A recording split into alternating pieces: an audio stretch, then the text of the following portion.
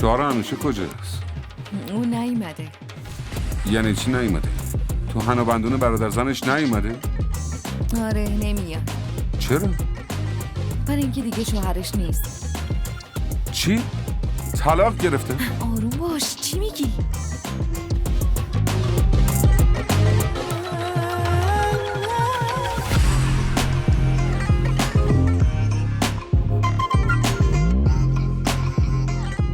برای همینه با مرده غریبه میکرده.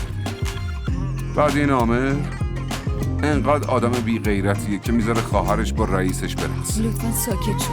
اگه کسی بشنوه چی؟ باشه. مامان پیف دارم.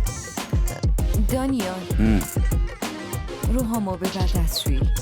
دستشویی کجا هست؟ از یکی بپرسی که من از کجا بدونم. باشه میرم.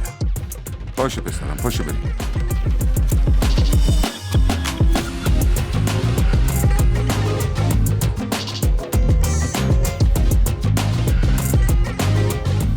سلام. سلام. میتونم باهاتون برقصم؟ میدونم شوهرتون دوست نداره ولی خب من دلم میخواد. شرمنده ولی من نمیتونم. به هم اعتماد کنید.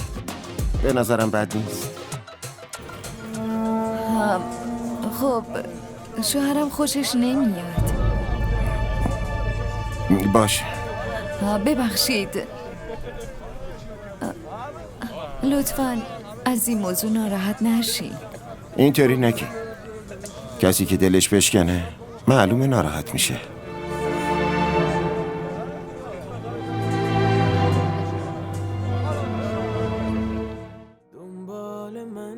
همراه ما باشید و فراموش نکنید که سابسکرایب کنید تا بهترین سریال ها را با دوبله فارسی از تلویزیون دیدی تیوی تماشا کنید.